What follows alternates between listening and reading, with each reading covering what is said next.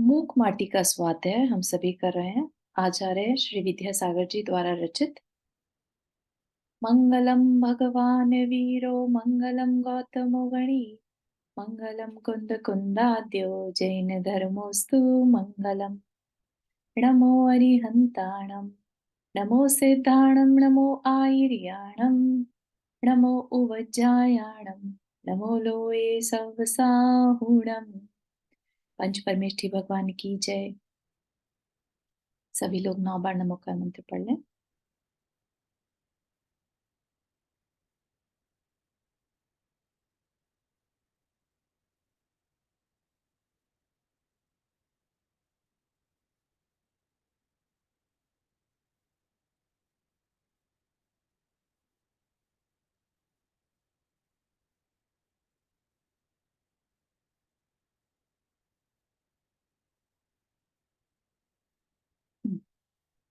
तो ये मूक माटी जो शास्त्र जी हमने अब लिया है वो एक महाकाव्य है ना।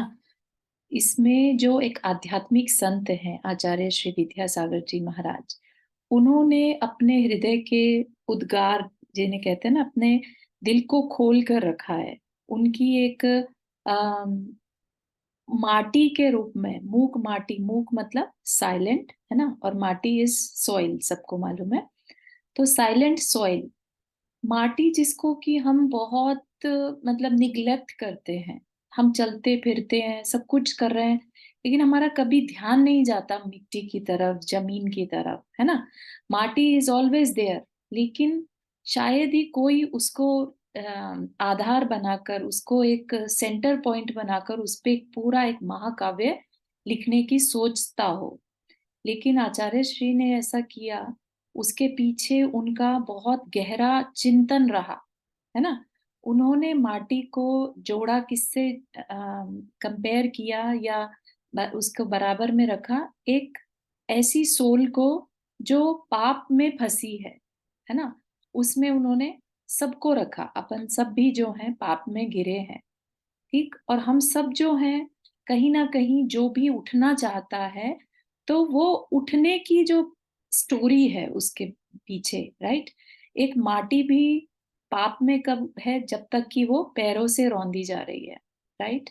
वही माटी का अगर कलश बन जाए, तो उसको उसी पंच कल्याणक आदि जैसे प्रोग्राम जो होते हैं या भगवान का अभिषेक होता है, तो उसी कलश से हम अभिषेक या बहुत अच्छे कामों के लिए उसको यूज करते हैं, तो वो वहां पर उसकी माटी की सार्थकता हो जाती है, ठीक।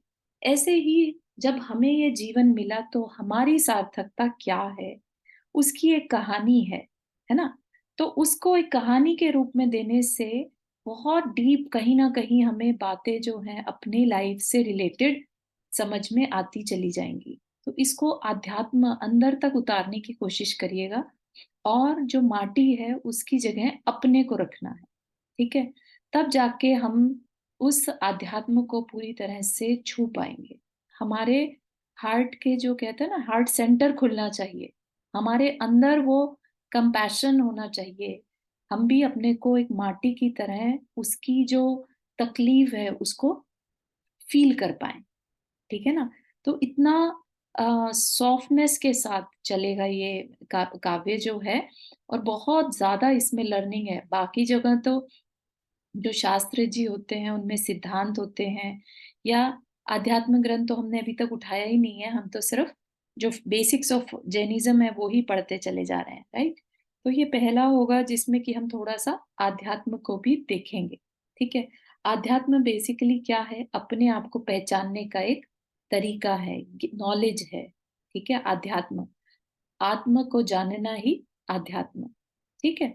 तो हम अपने को पहचाने, हम आज कहाँ हैं, हमें जाना कहाँ है, कौन हमारा साथ देगा उस जाने में, कौन हमें सही रास्ता दिखा पाएगा, है ना। जैसे माटी है, माटी जमीन में पड़ी है, उसको कुछ नहीं मालूम कैसे आगे बढ़ना, है ना। उसको कौन आगे लेके जाएगा, तो उसकी भी एक कहानी है, कैसे उसको गाइडेंस मिलती है, कैसे कोई उसको एक शेप देता है, उसको किस किस प्रक्रिया से कैसे कैसे तपाया जाता है। ऐसे ही हम भी क्या अपने उत्थान के लिए, अपने को ऊपर उठाने के लिए, तपने के लिए रेडी हैं, है ना? तो ये सारी चीजें हम इसमें, इस कहानी में, कहानी के थ्रू, माटी की कहानी के थ्रू देखते चलेंगे। ठीक है।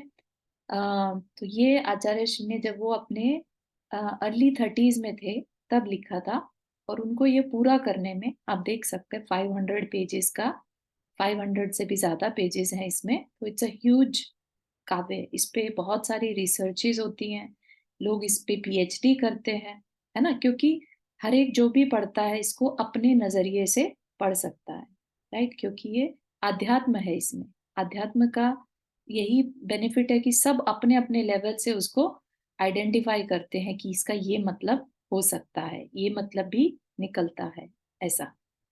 ठीक है। तो उन्हीं की बात को पकड़ने की कोशिश करेंगे, क्योंकि बहुत उत्कृष्ट आध्यात्मिक संत हैं आचार्य श्री विद्यासागर जी महाराज। तो उन्होंने अगर कुछ लिखा है तो कुछ डीप डेप्थ होगी उसमें, है ना? टाइम पास के लिए तो लिखा नहीं है। इन्होंने इतने मन से, इतनी उनकी क्रिएटिविटी देखने को मिलेगी हमें कि एक आध्यात्मिक संत भी इस तरह की बातें नोटिस करता है। ठीक है ना? वो चीज भी हमें जानने मिलेगी कि एक मुनि का जीवन जो है, सिर्फ एक ऐसा नहीं समझिए कि वो अपने हर टाइम अपने ही मतलब किस तरह की सोच रखता है वो, तो वो भी हमें थोड़ा सा यहाँ पर जानने मिलेगा। ठीक है। तो स्टार्ट करते हैं। मूक माटी महाकाव्य। सीमातीत शून्य में नीलिमा बिछाई, और इधर नीचे नीरी नीरवता छाई है। निशा का अवसान हो रहा है, उषा का अब आन हो रहा है। तो क्या कह रहे हैं? सबसे स्टार्टिंग किससे करी है?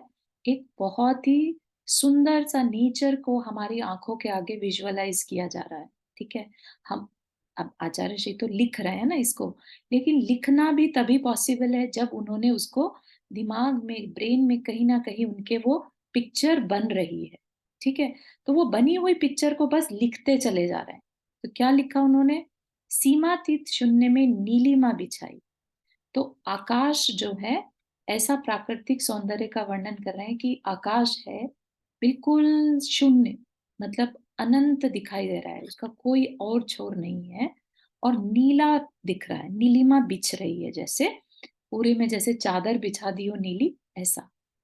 और इधर नीचे, नीचे मतलब ये तो आकाश की बात हो गई, नीला आकाश है, और नीचे क्या है? नीरी नीरवता, बिल्कुल सन्नाटा, एकदम शांत, है ना? ऐसा एटमॉस्फियर उन्होंने विजुअलाइज किया। निशा का अवसान हो रहा है। अवसान होता है खत्म होना। ठीक है। किसी के मरण को दूसरा वर्ड हम यूज करते हैं तो अवसान हो गया, है ना? तो उनका एंड हो गया, ऐसा। तो निशा का अवसान हो रहा है मतलब रात्रि, निशा मतलब रात का, अवसान यानी रात्रि अब खत्म हो रही है। उषा का अब आन हो रहा है। उषा मतलब मॉर्निंग का टाइम। ठीक है। मॉर्निंग जो है वो अब बढ़ रही है, आन शान बोलते हैं ना, तो उसमें समृद्धि हो रही है। ठीक। भानु की निद्रा टूट तो गई है, परंतु अभी वह लेटा है माँ की मार्दव गोद में, मुख पर आंचल लेकर करवटे ले रहा है। भानु मतलब सूर्य। ठीक। तो सूरज जो है, अब ये कवि की नजरों से अपन देख रहे हैं। कवि क्या कहता है कि सूरज जो था, सूरज नाम का कोई व्यक्ति है, उसकी नींद खुल तो गई, लेकिन वो अभी भी लेटा हुआ है। ठीक है। अभी उसका उठने का मूड नहीं है ना? सुबह सुबह का टाइम होता है ना जैसे, तो और ज्यादा आलस सा आने लगता है, वैसा। तो वो जो भानु है, उसकी नींद खुल तो गई, लेकिन वह अभी लेटा है। तो यहाँ पर कवि की अगेन कल्पना है सूरज को एक पर्सन की तरह से बताने की। माँ की मार्दव गोद में, मुख पर आंचल लेकर करवटे ले रहा। ठीक। माँ कौन? यहाँ पर पश्चिम पूरब दिशा। ठीक है। जहां से वो निकलता है, तो उस दिशा को क्या कहा? माँ कहा। माँ की गोद में जैसे बच्चा है अपना मुंह ढककर, और उल्टा बल्कि उठ नहीं रहा है और करवटे ले रहा है, बहुत कंफर्टेबल पोजीशन में वो उस समय पर है। प्राची के अधरों पर मंद मधुरिम मुस्कान है, सर पर पल्ला नहीं है, और सिंदूरी धूल उड़ती सी रंगीन राग की आभा, भाई है भाई। ठीक, तो यहाँ पर जो आचार्य श्री के जो वर्ड्स रहेंगे ना, वो बहुत मैजिकल रहेंगे। एक ही वर्ड को डिफरेंट तरीके से एक ही लाइन में यूज कर देना, ये एक बहुत बड़ी कला है ना। भाई है भाई, भाई जिसे हम कहते हैं ना, भाई क्या बात है, भाई क्या हुआ। और एक है मुझे बहुत भाई, मुझे बहुत अच्छी लगी, है ना। तो इस तरह से यूज करना भी एक बहुत अच्छा एक कवि ही कर सकता है। प्राची, प्राची मतलब पूरब दिशा। प्राची के अधरों पर मंद मधुर मुस्कान है। ठीक है, उसको क्या बोला अभी यहाँ पर, माँ बोला, है ना। तो उस माँ के अधर होते हैं होठ, है ना। तो होठों पर मुस्कान है, वो देख रही है किसको, अपने गोद में पड़े हुए सूर्य को। ठीक, कि वो उठना नहीं चाह रहा है। और पल्ला उसके सूरज ने अपने मुंह पे डाल लिया, सिर पर पल्ला नहीं है ना। और सिंदूरी धूल उड़ती सी रंगीन राग की आभा। एक तो जो कलरफुल होता है, हमेशा राग ही कलरफुल होता है। जो वीत रागता है वो सफेद बिल्कुल, है ना, उस पे कोई रंग नहीं है, कोई राग नहीं। तो ऐसे ही उस जो उस समय उस प्राची मतलब उस माँ के मांग का जो सिंदूर है, ऐसा लग रहा है जैसे वो सारे में उड़ गया हो। क्योंकि अभी आप सबको मालूम ही होगा ना कि जब सूरज निकलने से पहले थोड़ा थोड़ा ऑरेंज ऑरेंज सा होता है, तब जाके वो सूरज जब ऊपर आता है तब पीलापन आता है उसमें, राइट। तो ये उस समय की बात कर रहे हैं जब सूरज पूरी तरह से निकला नहीं है। ठीक है ना। तो सारे में ऐसा लग रहा है जैसे, क्योंकि उस माँ के सिर पर पल्ला नहीं है, तो उसका सिंदूर सारे में उड़ गया। ठीक, तो ऐसा लगता है रंगीन राग की आभा, क्योंकि सिंदूरी रंग क्या है, एक तरह से राग को बता रहा है। तो वो जो आभा है, वो जो कलरफुलनेस है, वो अच्छी लग रही है। सुबह सुबह की वो जो सिंदूरी रंग की आभा है, वो अच्छी लग रही है ना। लज्जा के घूंघट में डूबती सी कुमुदनी, प्रभाकर के कर छुअन से बचना चाहती है वह। अपनी पराग को सराग मुद्रा को पंखुड़ियों की ओट देती है। फिर क्या कहा, तो क्या होता है सुबह के टाइम पर ही, ये अगेन कवि की विजुअलाइजेशन है, राइट। तो उन्होंने क्या विजुअलाइज किया कि जो कुमुदनी होती है ना, कुमुदनी होती है छोटी कमल, छोटे छोटे कमल होते हैं, उनको कुमुदनी कहते हैं, जो सिर्फ रात में खिलते हैं। ठीक है। और जो कमल होते हैं, नॉर्मल कमल होते हैं, वो दिन में खुलते हैं। वो सूरज का जैसे ही प्रकाश पड़ता है उनके ऊपर, पहली किरण से ही खुलना शुरू हो जाते हैं। और कुमुदनी जो है, वो पूरा दिन भर तो बंद रहती है, लेकिन रात में खुलती है। ठीक है। अब हमने क्या देखा था यहाँ पर, निशा का अवसान हो रहा है, तो रात खत्म हो रही है। रात खत्म हो रही है तो फिर कुमुदनी भी जाने वाली है, बंद होने वाली है। तो उसको कह रहे हैं लज्जा के घूंघट में डूबती सी कुमुदनी। ठीक, उसको कैसे विजुअलाइज कर रहे हैं कि वो कमलिनी कुमुदनी जो है, वो अपने आप में बंद सी होती जा रही है। ऐसा लग रहा है जैसे उसको लज्जा आ रही है घूंघट में। जैसे एक स्त्री को विजुअलाइज कर सकते हैं कि घूंघट में वो लज्जा में डूबी चली जा रही है, किससे, प्रभाकर के कर छुअन से। प्रभाकर मतलब सूर्य, है ना। उसके कर छुअन से ऐसे लग रहा है जैसे सूरज कहीं उसको छू ना ले, है ना। उससे वो कुमुदनी अपने आप को बचा रही है, छुपा रही है। ठीक, बचना चाहती है वह प्रभाकर के हाथों के छुअन से, मतलब टच से। अपनी पराग को, अपने जो उसके ऊपर वो लगे रहते हैं ना पुलिंगे से, राइट। सराग मुद्रा को पंखुड़ियों की ओट देती है, जो उसकी जब वो खुलती है तो सुंदर लगती है, राइट। अब वो क्या कर रही है, अपनी उस सुंदर लगने वाली मुद्रा को पंखुड़ियों की ओट देती है, बंद हो रही है ना, क्योंकि वापिस से पंखुड़ियों से वो अपनी जो सराग मुद्रा है उसको वापिस से कवर कर ले रही है पंखुड़ियों से। ठीक है, समझ आ रहा है सबको, ये स्पीड ज्यादा तो नहीं है। नहीं, नहीं आ रहा है, समझ आ रहा है। Okay, thank you. लो इधर, अध खुली कमलिनी डूबते चांद की चांदनी को भी नहीं देखती आंखें खोलकर। ईर्ष्या पर विजय प्राप्त करना सबके वश की बात नहीं है, और वह भी स्त्री पर्याय में अनहोनी सी घटना। देखिए अब यहाँ पर क्या कहा कि जो सॉरी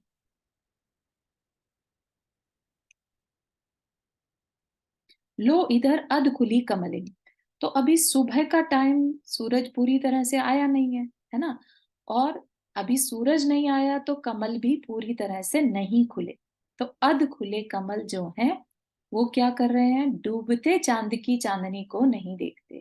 ठीक है, तो कमलिनी का क्या कह रहे हैं कि उसको ऐसे विजुअलाइज किया है कि जैसे चांद की चांदनी, चांदनी सबको अच्छी लगती है ना, तो चांदनी अच्छे सेंस में यूज होती है, चांदनी को सब पसंद करते हैं, चांद की चांदनी को सब देखना चाहते हैं, राइट। लेकिन कमलिनी क्या है, अभी अपने आप को पूरा नहीं खोल रही है, वो अपनी आंखें खोलकर चांदनी को भी नहीं देखना चाहती।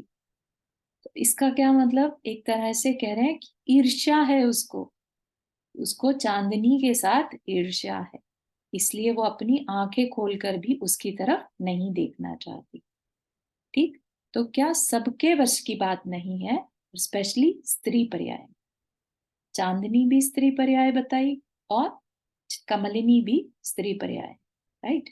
सो स्त्री पर्याय में ये एक बहुत नेचुरल सी चीज है, मतलब कि मस्ट हैव टाइप की सिचुएशन बनती है, जिसमें कि जो विमेन्स हैं उनमें ईर्ष्या एक बहुत बहुत स्वाभाविक है।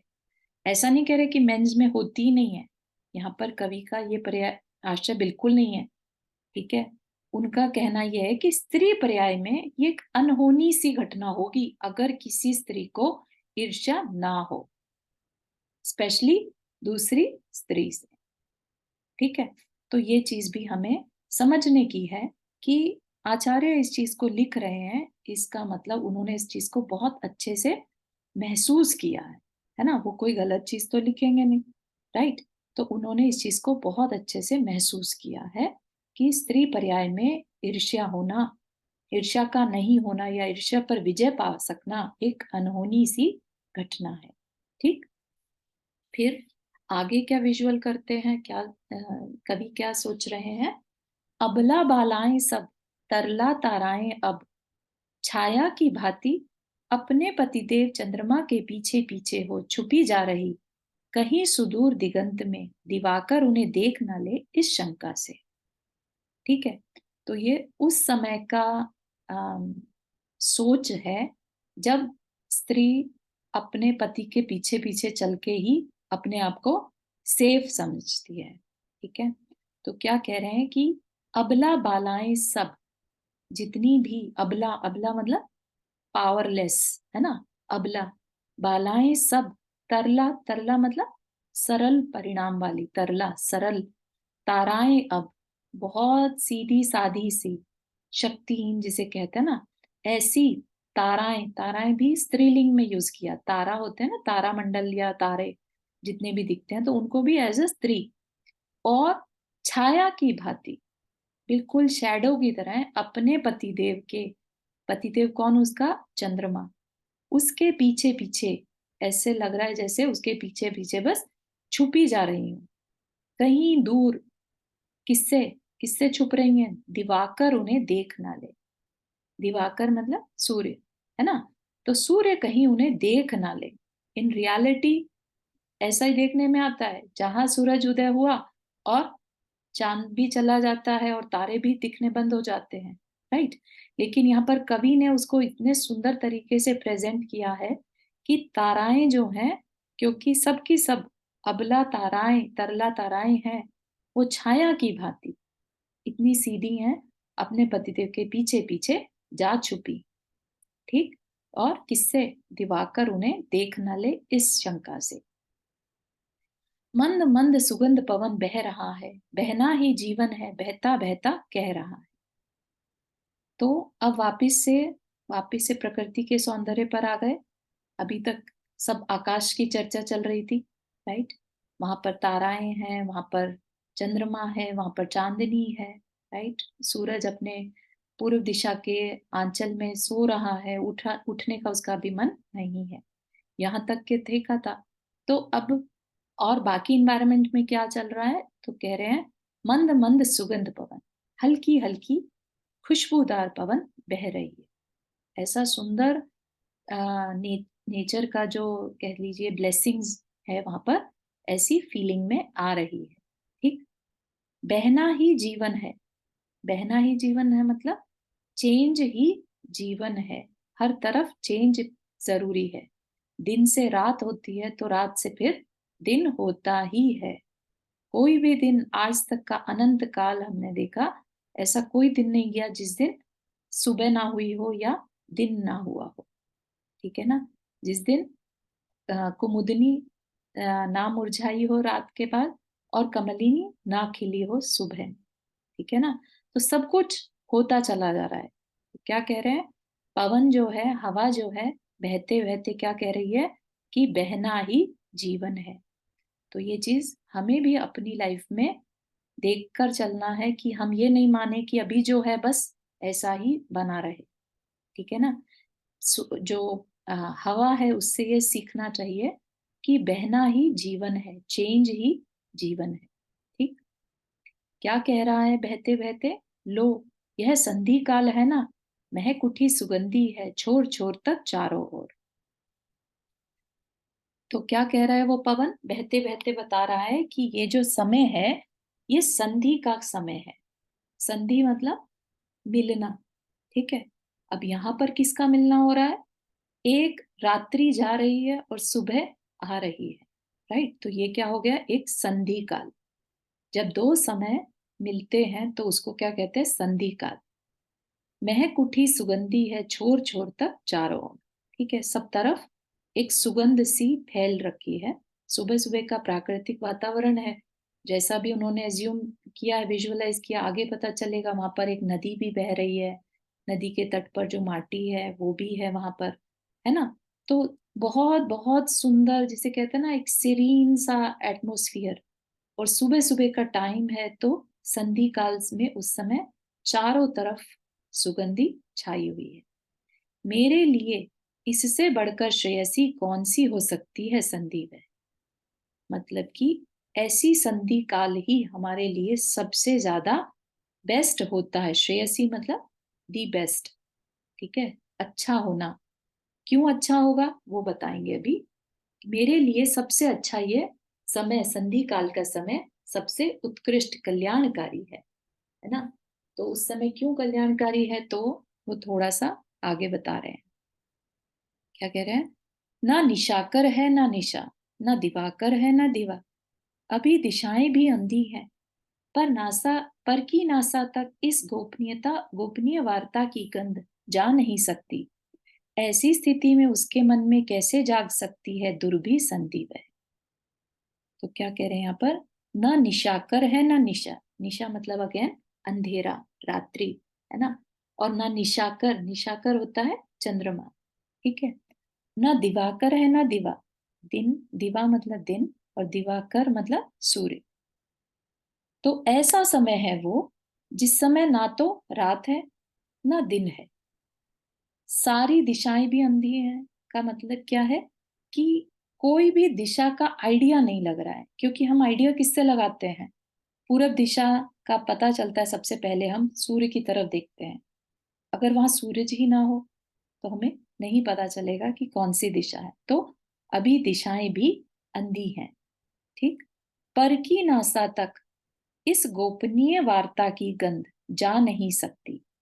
मतलब कि जो माटी अभी वार्तालाप करने वाली है, ठीक है, माटी अपनी माँ धरती माँ से जो वार्ता करने वाली है, उसकी खबर किसी को नहीं मिल सकती। राइट। वो इतना गोपनीय समय है एक तरह से। वो अपने अंदर जाने का समय है।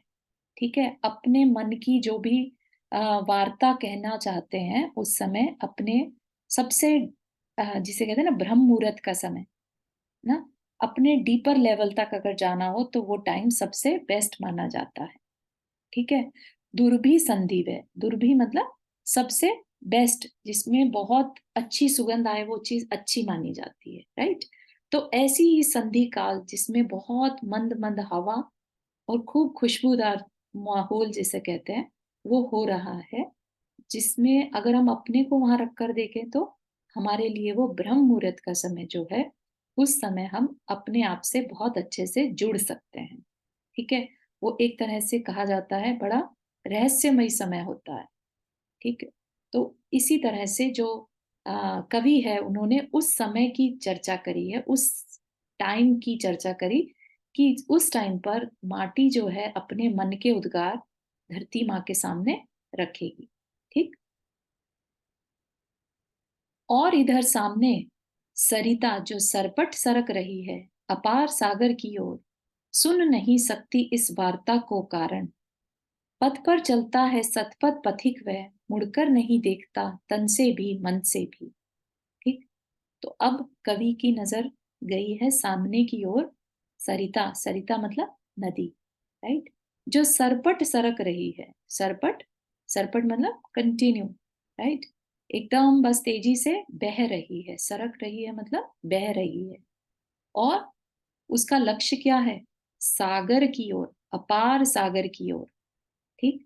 और एक नदी जो है वो सागर की ओर ही बहती है। जितनी भी नदियां हैं, सबका लक्ष्य एकमात्र सागर में बह जाना, सागर में मिल जाना, है ना। अपना अस्तित्व वो खत्म करने को रेडी रहती है, राइट। उसमें मिलने के बाद कोई नहीं कहता ये मल्टीपल रिवर्स हैं, राइट, सब उसे एक नया नाम दे देते हैं, सागर। तो वहां पर जाकर नदी का अस्तित्व खत्म हो जाता है। ऐसे ही जो पथ पर चलता है पथिक, कैसे पथ पर? सत पथ पर।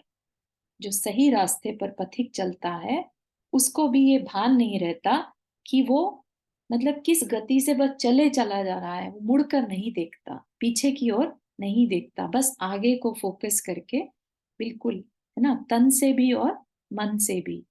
तो यहाँ पर उस नदी को एक पथिक के साथ, जो कि सही रास्ते पर चलने वाला पथिक है, उसके साथ कंपेयर किया। जैसे वो पथिक जो सही मार्ग पर चल रहा है, मुड़कर नहीं देखता, उसे कोई डाउट नहीं है कि उसको रास्ता सही जा रहा है कि नहीं जा रहा है ना, रुकूं किसी से पूछूं, कोई मतलब नहीं, बस चला चला जा रहा है। ऐसे ही वो नदी को किसी से पूछना नहीं पड़ता कि मैं इधर से बह सकती हूँ कि नहीं, बस वो बहती जाती है। ठीक है ना।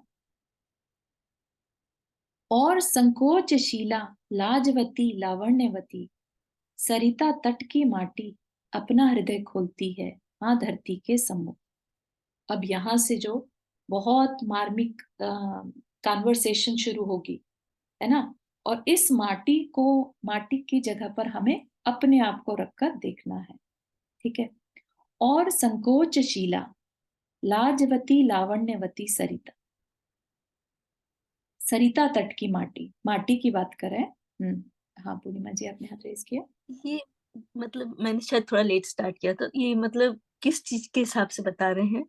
ये पोएट्री मतलब है? ये पोएट्री है, यस। ये ओके, पोएट्री है, पोएट्री में ही हम कहानी पढ़ रहे हैं, एक मिट्टी अच्छा। की कहानी, माटी की कहानी, हाँ, वो तो नाम है, हाँ, है ना, मूक। वो हाँ, माटी। तो अब कैसी है वो माटी, क्या बता रहे हैं? तो वो सरपट नदी तो बह रही है, उस नदी हुँ, के तट की, सरिता तट की माटी, है ना। तो उस हुँ, नदी के तट की जो माटी है, कैसी है वो? संकोचशीला। संकोचशीला मतलब जिसको कि बहुत सकुचाई सी, शीलवती, है ना, लाजवती लावण्यवती, एक ऐसी स्त्री की, यहाँ पर एक उसको एडजेक्टिव्स दिए हैं। अच्छा, स्त्री को लेके करा है, दे रहे हैं हाँ, सब चीज़। उस माटी को स्त्री का रूप दिया है। हुँ, शर्मीली सी, है ना, हुँ, लाजवती, लावण्यवती, जो बहुत मतलब अम, लावण्य, क्या कहेंगे, लावण्य होता है उसका शर्माना एक तरह से, है ना। तो ऐसी वो माटी अब खूबसूरत, नहीं, खूबसूरत नहीं उसकी होगा, खूबसूरत, खूबसूरत। लावण्य, लावण्यवती मतलब खूबसूरत है बहुत। हाँ, लाज खूबसूरत कह लीजिए, या जो बहुत अट्रैक्टिव, हाँ कह दीजिए जैसे खूबसूरत। बोलते हैं जिसके फेस पे बहुत पानी है। ठीक है, जस्ट ठीक है। तो ठीक है। तो वैसी वो माटी अपना हृदय खोलती है माँ धरती के सम्मुख। ठीक है। ओके, तो थैंक यू। अपने मन के हार्ट के जो भी उसके अंदर है वो बोलना चाहती है माँ धरती। सॉरी आपको डिस्टर्ब कर दी बीच में। No worries, no worries. ठीक है, क्या कहती है वो? स्वयं पतिता हूँ और पातिता हूँ औरों से, अधम पापियों से पद दलिता हूँ माँ। सुख मुक्ता हूँ, दुख युक्ता हूँ, तिरस्कृत त्यक्ता हूँ माँ। ठीक है, तो अब वो जो संकुचित माटी है, संकोचवती लाजवती माटी, किसी तरह से अपने हिम्मत करके माँ धरती से बोलती है कि मैं स्वयं पतिता हूँ। पतिता मतलब जिसने पाप किए हो, जो गिरा हुआ हो, है ना, वह पतिता। ठीक, तो मैं पीड़ित हूँ, मैं खुद गिरी हुई हूँ और पातिता हूँ औरों से, और दूसरों के द्वारा भी मैं हमेशा सताई जाती हूँ। कैसे? कि अधम पापियों से पद दलिता हूँ माँ। ठीक है, जो और कितने ही कैसे भी लोग मेरे ऊपर से पैर रखकर जाते हैं। ठीक है, पद दलिता, पद से दलित मतलब पैरों से कुचली जाती हूँ, है ना। तो एक माटी के मन में तकलीफ हो रही है उस चीज से, और उसको खुद भी रियलाइज हो रहा है कि मैं आज यहाँ पर हूँ, दूसरों के द्वारा पद दलित हो रही हूँ, तो उसमें मेरा खुद का भी दोष है। स्वयं पतिता हूँ, मैं खुद अपनी इस पीड़ा का कारण हूँ। ठीक, सुख मुक्ता हूँ, सुख नहीं है मेरे पास। दुख युक्ता हूँ, दुख से सहित हूँ, दुख भरा है मेरे अंदर। तिरस्कृत त्यक्ता हूँ माँ, मतलब मैं सबके द्वारा तिरस्कृत और छोड़ दी गई हूँ, कोई मुझे एक्सेप्ट नहीं करता, है ना। तो अब आपको फील आ रही होगी ना कि किस तरह की एक स्त्री की कहानी कह लीजिए, जो अंदर ही अंदर बहुत दुखी है, और दुख भी उस लेवल का है कि जैसे सबने उसको छोड़ दिया, जब भी यूज किया तो मिस यूज किया, है ना, अपना काम निकाला और चलते बने टाइप्स, है ना। तो सिर्फ दुख ही दुख है उसकी लाइफ में। तिरस्कृत त्यक्ता हूं मां, इसकी पीड़ा अव्यक्ता है, व्यक्त किसके सम्मुख करूं। इसकी पीड़ा मतलब अपनी पीड़ा की बात कर रही है। अपनी मेरी जो ये पीड़ा है, ये बताने लायक नहीं है, इतनी ज्यादा है कि मैं क्या बताऊं और किसको बताऊं। व्यक्त किसके सम्मुख करूं, किसके सामने इसको बताऊं। क्रमहीना हूं, क्रमहीना, क्रम यहाँ पर पैरों से, मेरे पास पैर नहीं है ना, तो क्रमहीना हूं। पराक्रम से रीता, रीता है इसकी भाग्य रेखा।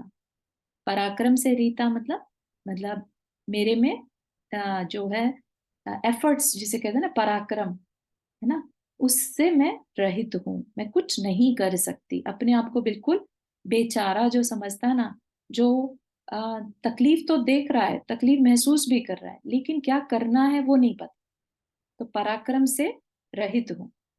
विपरीता है इसकी भाग्य रेखा, जो मेरा भाग्य है वह भी मेरा साथ नहीं दे रहा। ठीक, यातनाएं पीड़ाएं ये कितनी तरह की वेदनाएं, कितनी और आगे, कब तक पता नहीं, इनकी छोर है या नहीं। मतलब ये कि जो उसको पीड़ा हो रही है, लोगों के पैरों के तले कुचले जाने की, जो तिरस्कृत होने की, है ना, त्यक्त होने की, छोड़ दी जाने की, मिसयूज होने की, ये सारी क्या है? ये पीड़ाएं हैं। ये किसी के जीवन में अगर है तो उससे पूछकर कभी देखिए उसका जीवन कैसा फील होता है, मतलब जीने का मन नहीं करता। इस तरह की ये व्यथा है ना।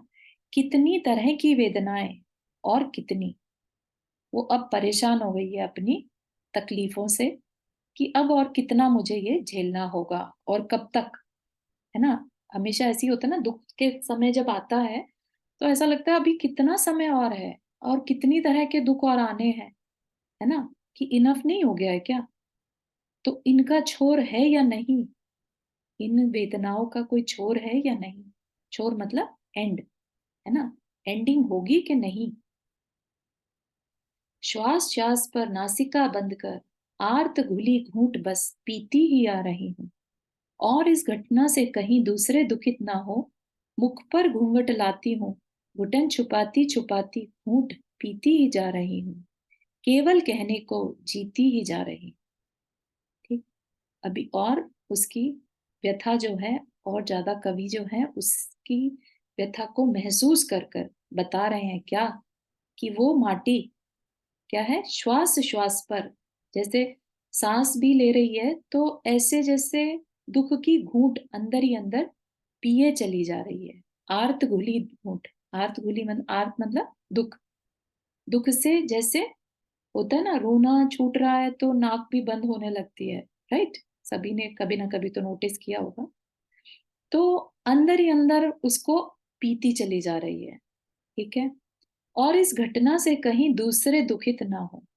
अब उसके अंदर कंपैशन भी है, उसको लग रहा है कि मेरे को इतना दुखी देखकर दूसरे को दुख ना हो, इसलिए मुख पर घूंघट लाती हूँ और उस घूंघट में घुटन छुपाती छुपाती घूंट पीती ही जा रही हूँ, दुख का घूंट जो है पीती ही जा रही हूँ। और जो मैं जीवन कह रही हूँ जिसे, वो सिर्फ कहने को जीती ही जा रही हूँ, ठीक है। कि इतना दुख है अंदर ही अंदर, ऐसा लगता है जैसे बस जीवन जीने का नाम है, उसको इंजॉय नहीं कर पा रहे हैं। बस सांस ले रहे हो, सांस चल रही है, लेकिन अंदर ही अंदर घुटन हो रही है, एक एक सांस भी उसकी मुश्किल से उसको चल पा रही है। पूछती है अपनी माँ से, इस पर्याय की इति कब होगी, इस काया की च्युति कब होगी, बता दो माँ इसे। तो पर्याय की इति कब होगी, पर्याय मतलब जो मैं आज हूं, है ना, वो कब एंड होगा। ऐसे ही होता है ना कि वैसे तो कहना मुश्किल ही है, लेकिन जब कोई पर्सन अपनी जीवन को खत्म करने की बात सोचता है, तो उसके अंदर यही चीज आ रही होती है कि ये बस अब और नहीं दुख सहन हो रहा, ये कब खत्म होगा, ये शरीर ही खत्म कर दिया जाए तभी जाके इसकी खत्म हुआ, है ना। इस काया की च्युति कब होगी, मतलब इस काया से कब छुटकारा मिलेगा, इस शरीर से कब छुटकारा मिलेगा, बता दो माँ, है ना। बहुत रिक्वेस्ट कर रही है अब, क्या बस अब हो गया मुझे, अब इस जीवन ऐसा लाइफ मुझे और नहीं चाहिए। ये इसका चारों अब ये माँ किसे कह रही है? धरती चंदा माँ, जो सरिता तट बताया ना, धरती माँ। ओके, हाँ, नदी के ओके, तट की माटी बताई है, तो नदी के ठीक है, तट, ठीक है।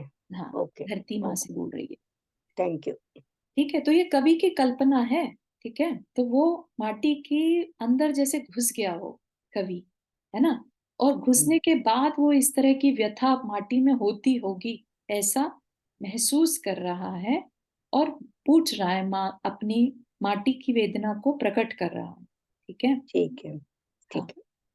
इसका जीवन यह उन्नत होगा या नहीं, है ना। सबको होता है ना कि भाई अब ये कभी चेंज होगा कि नहीं, या ऐसे ही चलता रहेगा। अनगिनत अनगिन गुणों पाकर अवनत होगा या नहीं।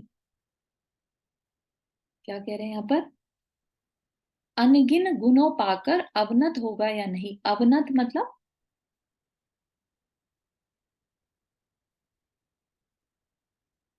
हाँ, मतलब कि झुकेगा, अवनत होगा या नहीं, मतलब कि विनय आएगी कि नहीं। अनगिन गुणों पाकर अवनत होगा या नहीं, कभी इसमें गुण आएंगे भी कि नहीं, है ना। जीवन उन्नति पे कब आता है, जब वो अपने गुणों को बढ़ा पाए, है ना।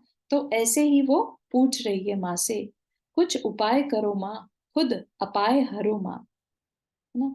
तो कभी कभी ऐसे भजन भी बनते हैं ना, जब कुछ और चारों तरफ से अंधेरा छा जाता है, तो ऐसा लगता है कि कोई आकर बस हमारा वो दुख दूर कर दे। ऐसी व्यथा कुछ माटी की भी है, वो क्या कह रही है कि माँ तुम ही कुछ उपाय कर दो, मेरे इस दुख को, अपाय मतलब दुख, खुद अपाय हरो माँ, है ना, मेरे इस दुख को दूर करो। और सुनो, विलंब मत करो, पद दो, पथ दो, पाथे भी दो माँ, ठीक है। और क्या साथ में रिक्वेस्ट कर रही है कि मेरे को उपाय तो बताओ, और अब ये नहीं कह रही है कि तुम ही सब कुछ कर दो, ठीक है। वो क्या कह रही है, देर मत करो, किस चीज के लिए, पद दो, मैं तो पद, मेरे पास तो पैर है नहीं, तो मुझे चरण दो, पथ दो, रास्ता भी बताओ, और पाथे भी दो माँ, कि तुम्हें नहीं चलाना है मुझे, चल तो मैं लूंगी, लेकिन किसके सहारे, ठीक है। तो वो मुझे सपोर्ट, वो नॉलेज भी दो जिसके सहारे मैं चल पाऊं उस मार्ग पर। तो वह रिक्वेस्ट तो कर रही है, लेकिन ऐसी रिक्वेस्ट नहीं कि बस मुझे उठाकर अच्छा कर दो। उसको पता है कि वो अच्छा नहीं है उसका जीवन, तो उसमें वो खुद कारण है ना। उसने कहा ना कि मैं पतिता हूँ, राइट, कि मैं खुद मेरी खुद का भाग्य रेखा विपरीत है, तो इस चीज को वो एक्सेप्ट कर रही है। तो उसको ये नहीं कह रही हो मेरा भाग्य अच्छा कर दो, ठीक है ना, सिर्फ मुझे बता दो कैसे करना है। अब वो गाइडेंस मांग रही है, ठीक है। तो यहाँ पर ये चीज इंपॉर्टेंट है, ध्यान देने लायक है कि हम कभी भी अगर भगवान से कुछ मांगे भी तो भगवान मेरे दुख दूर कर दे, ऐसा नहीं। दुख आया है तो हमारे अपने कर्म के उदय से आया है, ठीक है। हम उनसे ये नहीं कहें कि हमारे दुख दूर कर दो, हमें दुख को सहने की शक्ति दो, ठीक है ना, हम इस दुख को सह सकें, या हम इतने अच्छे में से भगवान के गुणों में लीन हो जाएं कि वो दुख पता ही ना चले, ठीक है ना। तो इस तरह का हमें प्रार्थना जब भी करें, इंटेंशन हमारी ये ना हो कि भाई कोई आए और हमारे सारे दुखों को एकदम बस गायब कर दे, ऐसा कभी नहीं होता, है ना। अपन ने करे हैं गलतियां तो दुख उठा रहे हैं, दुख उठा रहे हैं तो दुख को सहना भी आना चाहिए। फिर कुछ क्षणों के लिए मौन छा जाता है, दोनों अनिमेष एक दूसरे को ताकती हैं। धरा की दृष्टि माटी में, माटी की दृष्टि धरा में, बहुत दूर भीतर जा जा समाती है। फिर कुछ क्षणों के लिए मौन छा जाता है। सबको समझ में आ रहा होगा कि इतना कह के अब माटी चुप हो गई, ठीक। और मतलब इसमें ये बोल रहा है कि अपने मेरे गुणों को ऊपर उठा के मेरे दुखों को दूर करने का उपाय बताओ भगवान, यही? हाँ हाँ, कि मेरे अंदर कभी गुण प्रकट होंगे कि नहीं। ओके। हम सबको भी मालूम है ना, हमारे अंदर भी अनगिनत गुण है आत्मा हाँ। के अंदर, लेकिन क्या हमारे वो गुण प्रकट है? नहीं। लेकिन हम हम्म, क्वेश्चन ही नहीं करते कि कब होंगे वो गुण प्रकट, ना। ठीक तो है। लेकिन माटी पूछ रही है, ठीक। ओके, और थैंक्स। ये कह के वो शांत हो जाती है, ठीक, चुप हो गई। तो कुछ क्षणों के लिए बिल्कुल मौन हो गया। दोनों अनिमेष, अनिमेष मतलब बिना पलक झुकाए, एक दूसरे को ताकती हैं। दोनों एक दूसरे की आंखों में देख रही हैं। धरा की दृष्टि माटी में, धरा मतलब धरती, है ना। धरती जो है माटी को देख रही है, और माटी देखना खाली नहीं, आंखों में देख रही है, ठीक है।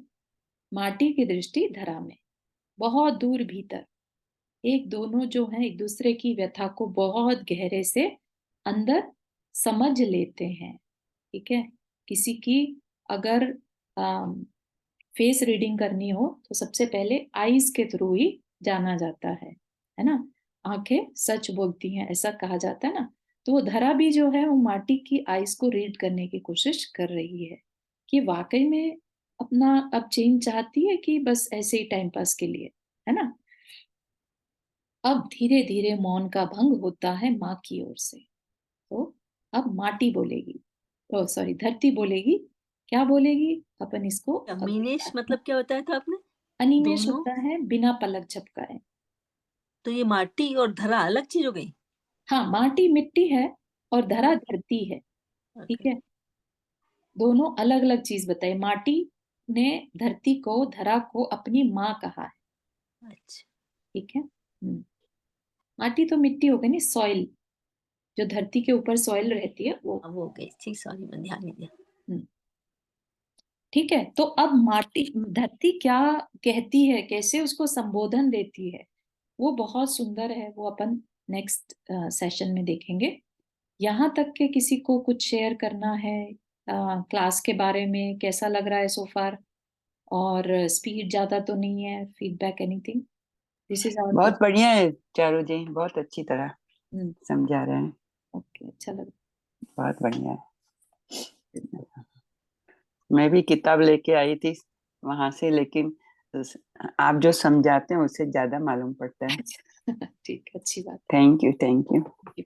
मैंने भी चारू पढ़ने की कोशिश की थी एक बार, जी। मुझे तो कोई वर्ड ही नहीं समझ आए। अब हाँ हाँ तुमने समझाया तो अब एक तो वर्ड वैसे ही हिंदी प्योर जो हाँ हाँ हाँ तुमने तो कहा से कर ली इसकी वो प्रैक्टिस, हाँ हाँ, लेकिन अब समझ अच्छा लग रहा है बहुत। वेरी नहीं नाइस, तो मैंने पढ़ने की कोशिश की, मुझे मजा ही नहीं आया।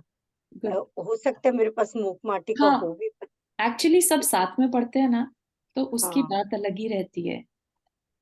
तो या फील और फ्री ये यहाँ पर मिट्टी भी का बात नहीं समझ में। चारू, मिट्टी का वही चिलम वाला भी किस्सा आता है ना, मिट्टी वाला, कि हम्म मिट्टी से चिलम कैसे बनी, फिर चिलम उसमें वो चिलम बन गई और मिट्टी उसका बन गई भगवान के अभिषेक के लिए, कलश बन गई। हाँ वही है, ये वही कहानी चलेगी। Right. Thank you so much. पर इतने लोग इकट्ठे हो गए कैसे, देख देख के मैं तो हैरान हूँ कि मैंने कैसे देख लिया, नहीं तो आज मेरा तो मिस ही हो जाता। हाँ, आज मेरा भी छूट जाता, मेरे को ऐसी मैंने सॉरी ऐसे ही अबाउट खोल दैट, के देखा। लास्ट मिनट पे बताया मैंने। नहीं आदत नहीं है ना वर्ड से बार-बार देखने की। चारू जी मेरा भी छूट गया, आप हाँ पीडीएफ नहीं, भेजेंगे? रिकॉर्डिंग हाँ हो गया तो आई PDF? Share the recording. Yes. अच्छा, शेयर करें। ओके, चलो thank you Charu. Thank you Charu वो चारू। भी भेजना इसकी। जय जिनेन्द्र, जिनमानी स्तुति कर लेते हैं। जय जिनेन्द्र। Thank you Charu. जी जी जी। रावण के ज्ञान से सूर्य लोकर, सोवाणी में सब सदा प्रभु। हे जिनवाणी भारती तो ही जपो दिन रैन, जो तेरा शरण आ गए सो पावे सुख चैन। 9 बार नमक करना।